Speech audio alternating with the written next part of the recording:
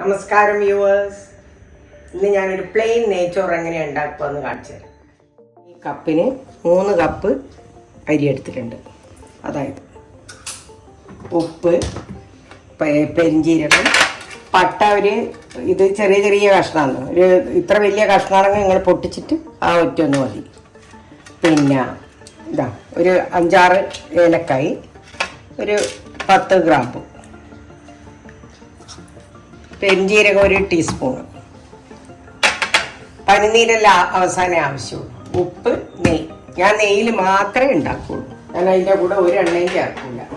ചില ആൾക്കാർ നെയ്യും സൺഫ്ലവർ ഓയിലെല്ലാം ചേർക്കും. അത് ഞാൻ ചേർക്കില്ല. ഞാൻ ഉണ്ടാക്കും നെയ്യിൽ മാത്രം. നെയ്ച്ചോറ് നെയ്യിൽ മാത്രം. അരി കഴുകിയിട്ട് വരാം. 3 കപ്പ് അരിക്ക് 6 കപ്പ് വെള്ളം. അതാണ് കണക്ക്. 3 കപ്പ് അരിക്ക് 6 കപ്പ് വെള്ളം.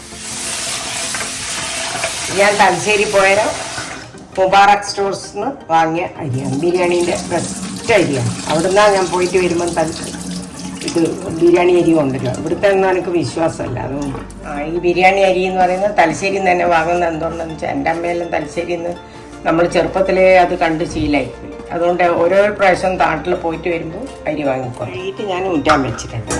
കണ്ട, ഇതാണ് അരി. കണ്ട, ഇത്ര ചെറിയ അരിയായിരിക്കണം. എന്നാലും നെയ്ച്ചോറായാലും ബിരിയാണി ആയാലും ഭയങ്കര നല്ലതായിരിക്കും. പ്രാവശ്യം പോയാലും വാങ്ങാൻ മറന്നുപോയി. ഇത് പണ്ട് ബാക്കിയുള്ള അരിയാണ്. അരി ഊറുന്ന സമയം കൊണ്ട് ഞാൻ വെള്ളം 6 കപ്പ് വെള്ളം എടുക്കാം.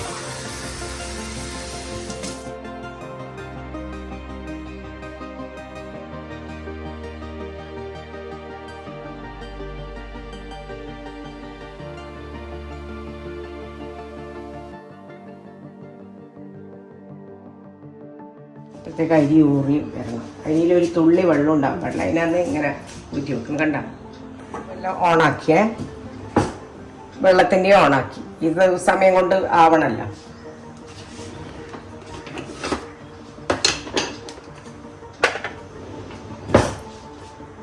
ചൂടായി. നെയ്യ് ഒഴിക്കാൻ പോവുക. ഇതൊരു ടീസ്പൂണാണ്. 2. ഈ അരിക്ക് കണക്കായിട്ടുള്ള നെയ്യ് ഒഴിക്കണം വറുക്കാൻ വേണ്ടിയിട്ട്. ഞാൻ ഒഴിച്ചിട്ടുണ്ട്. ഇനി വേണമെങ്കിൽ മാത്രം എടുത്താൽ മതി. അത് ചൂടാകുമ്പോൾ പട്ട, ഗ്രാമ്പു, ഏലക്കായ്. ഈ ഗ്രാമ്പു ഒന്നും അധികമാവാൻ പാടില്ല കേട്ടോ. അതൊരു ചുവ വരും. ആവശ്യത്തിന് മാത്രമേ ഇടാവൂ. ഇതെല്ലാം ചൂടായേ.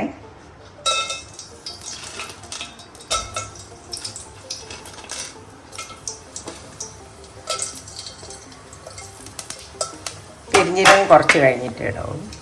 ഇത് മൂത്ത് വരുമ്പോൾ പെരിഞ്ചീരകം ലാസ്റ്റ് ഇടാവും. അല്ലെങ്കിൽ അത് കരിഞ്ഞു. ഇനി അരിയൂടെ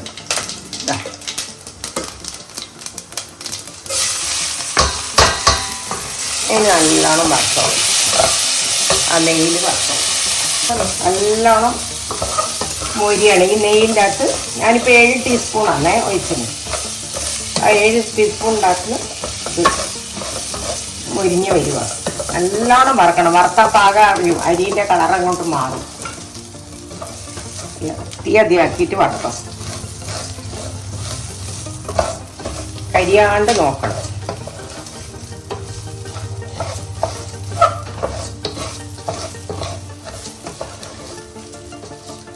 നല്ലോണം മൊരിയാണ്ട് ഒരിക്കലും വെള്ളം ഒഴിക്കാൻ പാടില്ല.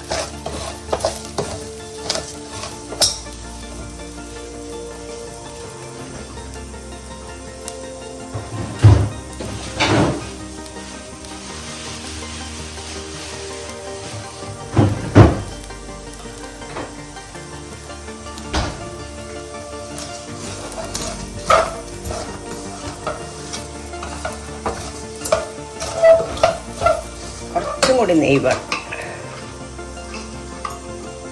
1 ടീസ്പൂണും കൂടി ഒഴിച്ച് ഒട്ടാകെ 8 ടീസ്പൂൺ ആകാൻ. വെള്ളം ഇവിടെ തിളപ്പിക്കാൻ വെച്ചിട്ടുണ്ട്.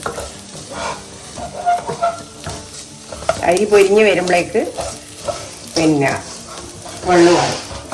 അപ്പോൾ അത് നേരെ തിളച്ച വെള്ളയെ ഒഴിക്കാവൂ, അല്ലെങ്കിൽ നെയ്ച്ചോറിനൊരു ഇതുണ്ടാവും.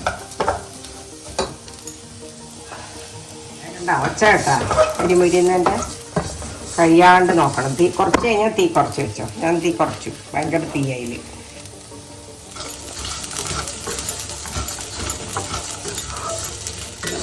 അരി ഇങ്ങനെ ലൂസാവും. വറുത്തന്നെ എങ്ങനെയാണ് വറുത്തിട്ട് ചെയ്യാമെന്ന് മനസ്സിലാവുന്നത് അരി ലൂസാവാൻ തുടങ്ങും. ഈ നെയ്യിൻ്റെ അകത്ത് നമ്മൾ ഒഴിച്ച നെയ്യ് ഇങ്ങനെ കാണാൻ തുടങ്ങും.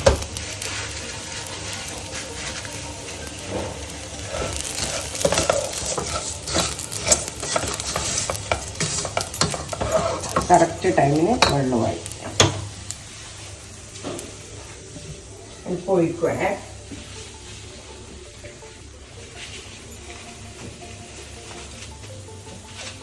തിളച്ച വെള്ളമെല്ലാം കൊണ്ടുള്ള കളിയാണ്. കുട്ടികളെല്ലാം സൂക്ഷിക്കണം വയ്ക്കുമ്പോൾ. നമ്മളെല്ലാം എക്സ്പേർട്സ്, അതുകൊണ്ടാണ്.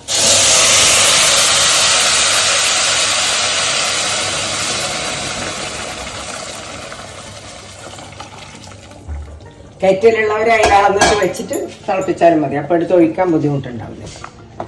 എനിക്ക് ഉണ്ട്, ഞാൻ പിന്നെ നിങ്ങൾക്ക് അളവ് കാണിക്കേണ്ടത് കൊണ്ടാണ് ഇതാക്കിയത്. ഉപ്പിടുന്നേ 1.5 ടീസ്പൂൺ ഉപ്പിട്ടിട്ടുണ്ട്.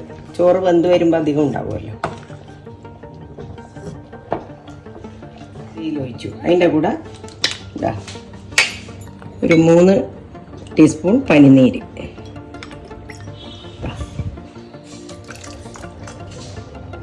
അടച്ച് ചെറിയ തീയിൽ വെന്ത് വരട്ടെ.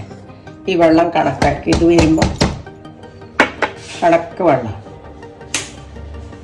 അതിനടപ്പിട്ട് ചെറിയ തീയിൽ ഞാൻ ചെറിയ അടുപ്പിലേക്ക് മാറ്റുക. അവിടെ നിന്നായാൽ മതി.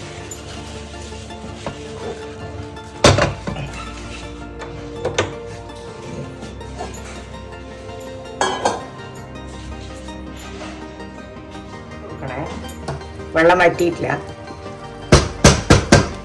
ഇളക്കിയിട്ട് കൊടുക്കണം. ഉറപ്പ്.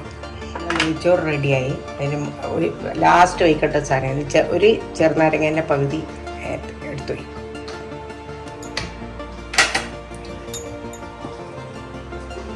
അല്ല, കുറച്ചും കൂടി വറ്റുമ്പോൾ ഡ്രൈ ആയിട്ട് വരും. പായപാടായുണ്ട്. ഈസി ആയിട്ടുള്ള നെയ്ച്ചോറ് റെഡിയായി. ഇനി വേണ്ടവർക്ക് ഉള്ളി മൂപ്പിച്ചിട്ട് മേലെ കൂടെ വേണമെങ്കിൽ ഡെക്കറേറ്റ് ചെയ്തിട്ടെടുക്കാം. ഇവിടെ എൻ്റെ മക്കളൊന്നും കഴിക്കില്ല, അതുകൊണ്ട് ഞാൻ ഇടാറില്ല.